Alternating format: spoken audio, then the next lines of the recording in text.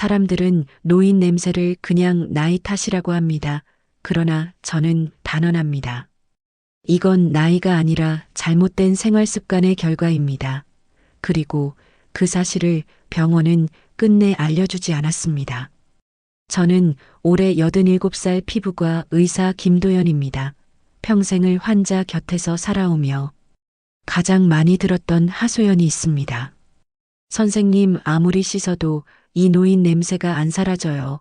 가족들조차 피합니다. 저도 언젠가 손주에게 할아버지 냄새 나라는 말을 들었을 때 큰 충격을 받았습니다. 그래서 파고들었죠. 도대체 왜 나이 들면 냄새가 나는 걸까? 답은 의외로 간단했습니다. 몸의 이곳 단 한 군데만 제대로 씻지 않았기 때문이었습니다. 오늘 영상에서 그 비밀을 풀어드리겠습니다. 여러분 끝까지 보시면 평생 따라다니던 그 냄새에서 자유로워질 수 있습니다. 이 이야기가 도움이 되신다면 구독과 좋아요 꼭 눌러주시고, 지금 이 영상을 어디서 보고 계신가요? 안방인가요? 거실인가요? 댓글로 남겨주시면 제가 직접 읽고 정성껏 답글 드리겠습니다. 84된 박 노인은 매일 아침 같은 습관으로 하루를 시작했습니다. 세수를 대충 하고 옷을 챙겨 입은 뒤 근처 공원으로 산책을 나서는 것이었습니다. 문제는 늘 귀 뒤와 목덜미를 씻지 않은 채 외출했다는 점입니다. 그는 몸만 씻으면 됐지, 귀 뒤 같은 건 누가 보냐 하며 대수롭지 않게 여겼습니다. 처음에는 아무 문제 없었습니다. 그런데 어느 날부터 아들이 식탁에 앉아 툭 던진 한마디가 마음에 걸렸습니다. 아버지 냄새가 좀 심하네요. 요즘은 가까이 앉기가 힘들어요. 순간 박 노인의 표정이 굳어졌습니다. 냄새라니, 그는 매일 샤워도 하고 비누도 쓰는데 왜 그런 말을 들었을까? 억울하고 서운했습니다. 그 후 손주마저 무심코 말했습니다. 할아버지 냄새 때문에 친구들이 놀려요. 같이 안 나가고 싶어. 이 말은 칼처럼 가슴을 후벼 팠습니다. 결국 그는 제 진료실을 찾아왔습니다. 선생님, 전 몸을 깨끗이 씻는데 왜 가족이 냄새 난다고 하나요? 도대체 어디서 나는 냄새입니까? 검사와 상담을 해보니 원인은 의외로 간단했습니다. 나이가 들면 피지의 성분이 변해 귀 뒤와 목덜미 같은 잘 안 씻는 부위에서 특유의 산패 냄새가 심하게 납니다.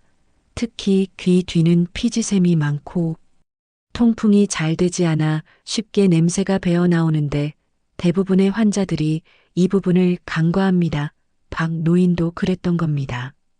저는 그에게 귀 뒤와 목덜미를 하루 한 번이라도 꼼꼼히 씻으라고 권했습니다. 처음에는 시큰둥했지만 며칠 지나자 가족들의 반응이 달라졌습니다. 아들이 먼저 아버지 요즘 냄새가 안 나요. 가까이 있어도 괜찮네요 라고 말했습니다. 손주도 다시 곁으로 다가왔습니다. 그때 그는 깨달았습니다. 그토록 사람을 멀어지게 만들던 건 나이가 아니라 작은 부위 하나를 무시한 습관이었음을. 박 노인은 눈시울을 붉히며 제 손을 꼭 잡았습니다. 선생님, 평생 이렇게 창피하게 살 뻔했네요. 이제라도 알게 돼 다행입니다. 이 사례는 단순한 위생 문제가 아닙니다.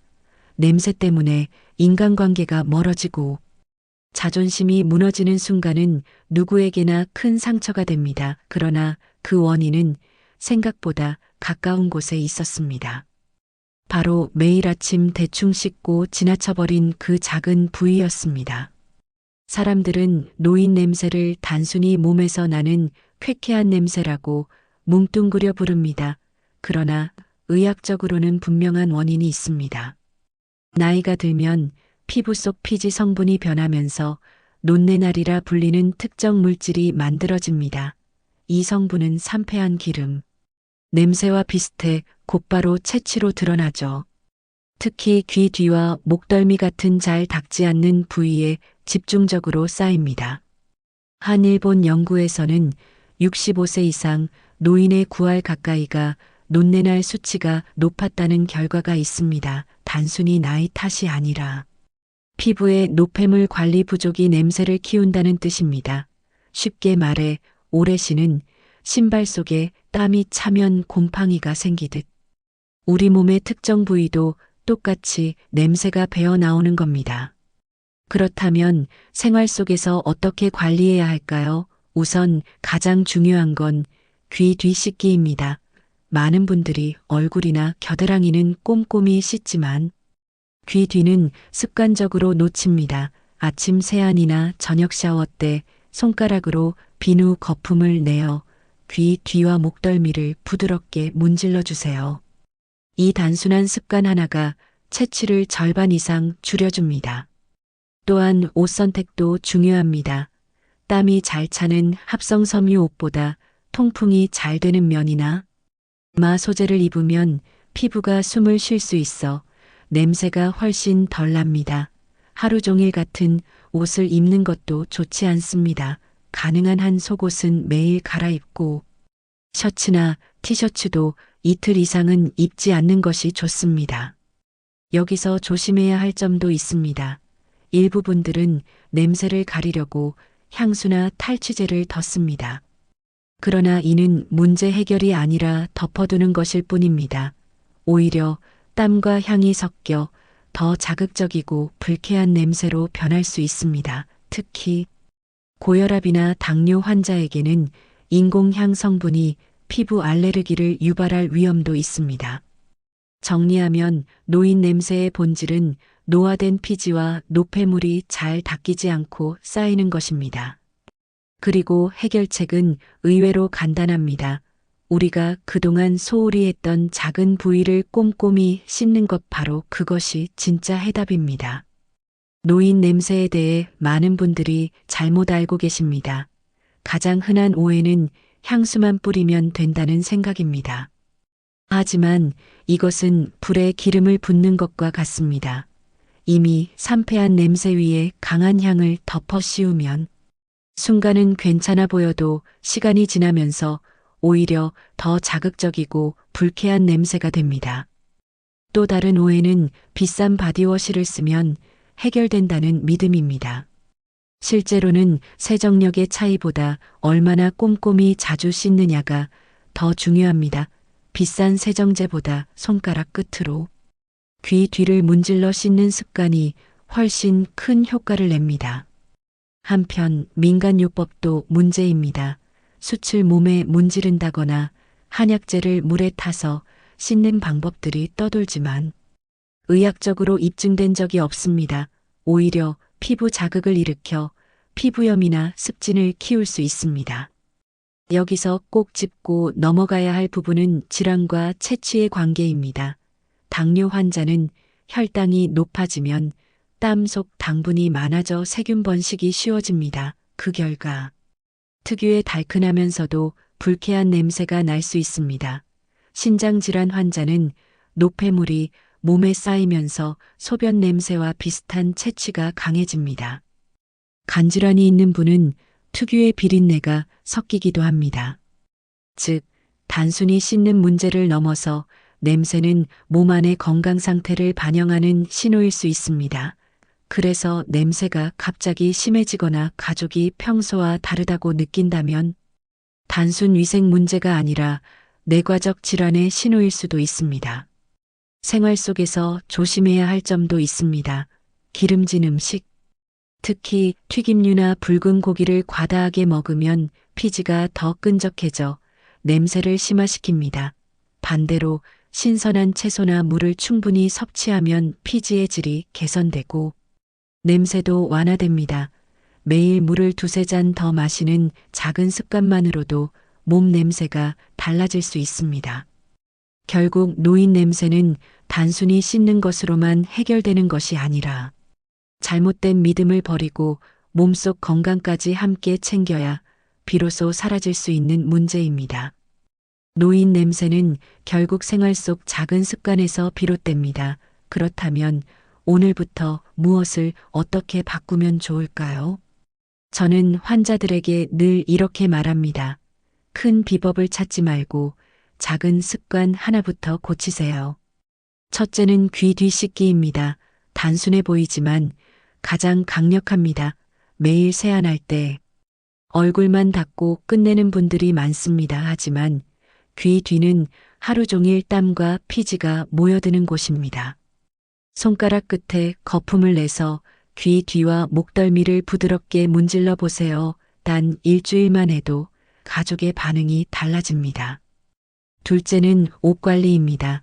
땀과 피지가 스며든 옷은 금세 냄새의 저장고가 됩니다. 속옷은 반드시 하루 한 번 갈아입고 티셔츠나 셔츠도 이틀 이상 입지 않는 것이 좋습니다. 세탁할 때는 햇볕에 말려 햇빛 소독을 하는 것이 가장 효과적입니다. 건조대 바람만 쐬는 것과는 확연히 다릅니다. 셋째는 저녁 샤워입니다. 많은 분들이 아침에만 씻고 외출합니다. 하지만 하루 동안 쌓인 땀과 노폐물이 밤새 피부에 달라붙어 산화되면 다음 날 아침 강한 냄새로 이어집니다. 그래서 저는 가능하다면 자기 전 따뜻한 물로 간단히 샤워하는 습관을 권합니다. 하루의 냄새를 하루 안에 씻어내는 것이지요. 넷째는 통풍 관리입니다. 집안에서도 가벼운 바람이 잘 통하게 해두면 땀이 덜 차고 체취도 줄어듭니다. 특히 장시간 앉아 있는 분들은 의자에 땀이 스며들어 냄새가 배기 쉬우니 통기성 있는 방석이나 얇은 수건을 깔아주는 것도 좋은 방법입니다. 다섯째는 식습관 조절입니다. 기름진 고기와 튀김은 줄이고 채소와 물을 늘리면 피지의 질이 달라집니다. 실제로 하루 물 섭취를 두세 잔만 늘려도 몸 냄새가 훨씬 부드러워집니다. 저는 환자들에게 늘 물은 가장 값싸고 강력한 탈취제라고 말합니다. 여기서 중요한 건 꾸준함입니다. 귀 뒤를 하루 씻었다고 바로 효과가 나오는 것이 아닙니다. 그러나 일주일, 한 달 꾸준히 이어가면 주변 반응이 달라지고 본인도 자신감이 생깁니다. 이 작은 습관들이 모여 결국 노인 냄새라는 굴레를 벗게 합니다. 여러분의 자존심도 가족과의 관계도 삶의 품격도 달라질 수 있습니다. 결국 건강한 냄새 관리란 자신을 존중하는 가장 기본적인 예의이자 사랑의 표현입니다.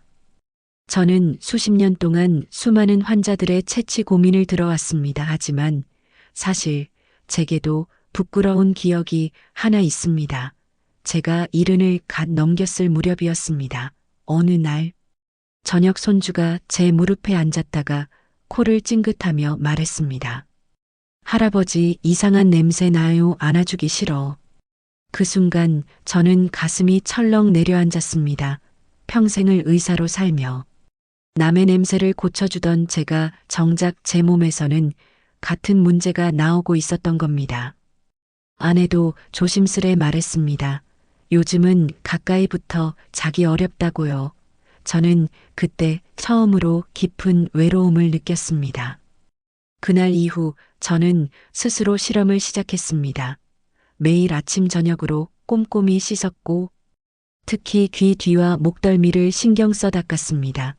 옷도 하루 이상 입지 않고 햇볕에 꼭 말렸습니다. 처음에는 별 차이를 못 느꼈지만 2주쯤 지나자 손주가 다시 제 무릎에 앉았습니다.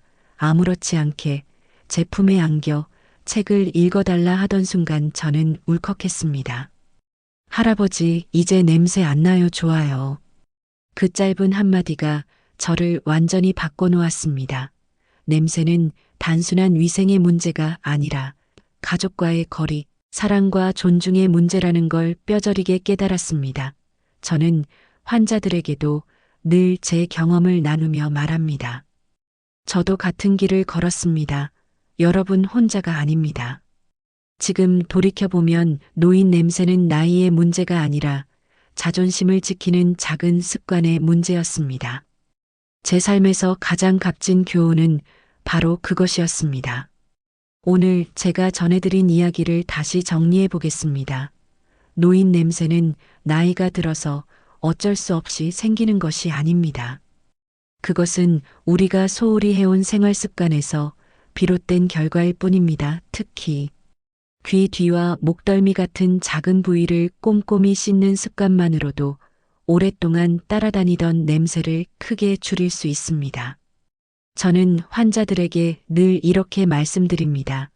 냄새란 단순히 몸의 문제가 아닙니다. 그것은 곧 사람과 사람 사이의 거리이며 사랑의 온도입니다. 냄새 때문에 멀어진 가족의 품을 다시 따뜻하게 만드는 것은 값비싼 약도 특수한 향도 아닙니다. 오직 작은 습관의 변화뿐입니다. 저 역시 손주의 한마디에 마음이 무너졌던 적이 있습니다. 하지만 귀 뒤와 목덜미를 씻는 그 작은 습관 하나가 저와 가족의 관계를 되돌려 놓았습니다. 여러분에게도 분명 같은 변화가 찾아올 수 있습니다. 이제는 여러분 차례입니다.